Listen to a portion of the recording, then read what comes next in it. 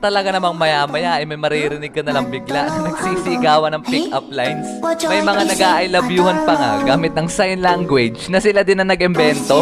Para nga sila mga ninja sa mga pinaggagawa nila na yon.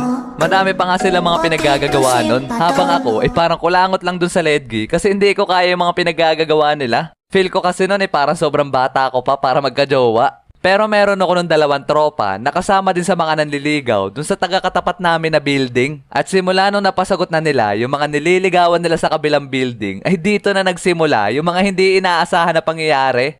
Oy Rio, single ka pa, di ba? Ha? Bakit? Ngiting may binabalak kayo ah. Di pre, baka gusto mo kasi magkajowa. Hehe. Kaya nga pre, may rereto kami sa'yo. Sira ulo, hindi naman ako nagpapahanap ng jowa. Yung naging GF kasi nung 2 kong tropa mga repa ay magkaibigan at meron pa silang isa pang kaibigan na babae at yun ang nirereto ng 2 kong tropa sa akin. Ano pre, gawin mo ng GF para pa magde-date ay magkakasama tayong 3. Kaya nga pre, ay pas ako dyan mga pre. Sinabogart na lang, total naman jowa na yung mga yon. Sira ulo, ikaw nga yung gusto. Wala pa talaga sa radar ko magka-jowa nun kaya tumanggi ako. At kung magkakaroon man ako ng first girlfriend ay yung crush ko ng mga panahon na yun ang gusto ko. At pagkatapos nun, ay biglang kumalat yung balita na nagkakagusto daw sa akin si Moana. Di niya tunay na pangalan. As in, kinabukasan, pagpasok ko ng classroom, ay biglang nagtingin na sa akin yung mga kaklase ko. Oy, Moana, nandito na si Rio. Ay.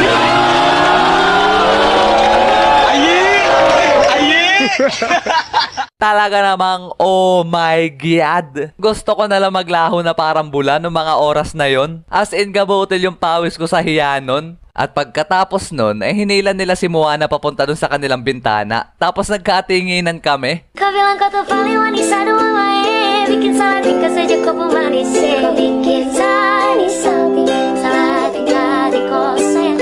Kau bilang kau tuh paling wanita dua wae, bikin salah tingkah saja kau pemanis. Kau bikin salah tingkah di kau sayang. Kung madidescribe ko sa inyo mga repa si Moana, siya yung matatawag nyo na Black Beauty. Ang dahilan lang kung bakit ayoko siyang ligawan nun kasi meron na akong ibang gusto. Pero pagtingin ko sa kanya, no mga oras na yon, ay nakikiayi din siya sa amin dalawa ni Moana. Walang jo. At pagkatapos ng mga nangyari na yon, mas lalong kumalat yung balita tungkol sa amin dalawa ni Moana. Kaya yung katabing section ni na Moana ay nalaman din ata yung balita. At bakit ko nga ba naisama sa kwento yung katabing section ni na Moana kung maitatanong nyo mga repa? Ang masasabi ko lang dyan ay meron na namang hindi inaasahan na pangyayari. Kasi doon sa katabing section ni na Moana ay may umamin daw na meron din daw siyang crush sa akin. Aba nga naman, malupit. Yan ang gusto ko sa'yo kaya ayaw kita. Walang jo. Papirin pa nga ako dun sa mga nangyari nung madaling araw. Tapos meron na namang kumakalat na balita. At nung pagkatapos namin kumain ng lunch break, ay dumiretsyong punta na kami sa aming room. Tapos bigla kaming sinalubong nung 2 kong tropa. Tapos sinabi nila sa akin na kinausap daw nung 2 GF nila kanina yung isang babae na nagkakagusto daw sa akin. Tapos pinagsabihan daw nila to. Talaga naman napatime out ako ng mga panahon na yon kasi sobrang dami nangyari sa isang araw lang. At pagkatapos nun, halos araw-araw na akong kinukulit ng mga kaibigan ni Moana at mga kaibigan ni Aya. Hindi niya rin tunay na pangalan. At pinipilit ako na gawin ko na daw GF yung kaibigan nila. As in halos isang linggo, puro ganun ang pinaggagawa nila. Ewan ko nga ba sa mga yon kasi parang ginawa na nilang kompetensya. Kaya noong mga panahon na yun, kabado 20 ako lagi pag naglalakad ako sa school. Tapos one time, may plinano pala yung 2 kong tropa sa akin. Oy pre, laro tayo mamayang uwian ng Bleach vs One Piece. Doon tayo dumaan sa likod ng school. Tara. At pagkatapos ng klase namin na yun, ay uwian na. Sabay dumiretso kami punta ng 2 tropa ko doon sa may back gate. Tapos maya-maya ay hindi ko inaasahan na ambush pala yun. Tapos pinalibutan ako bigla ng mga kaibigan ni Moana. Paano nyo nagawa to sa akin? Pasensya na pre, napag-utusan lang. At alam ko nasa seryosong sitwasyon ako nun kasi kasama nila si Moana. At pagkatapos nun, nagsimula na silang kumbinsihin ako at hindi daw kami uuwi hanggat hindi ako nagsasabi ng oo.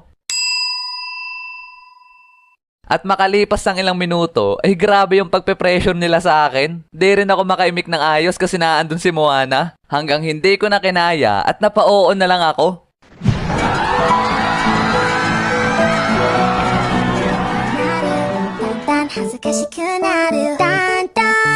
くなるだんだん嬉しくなる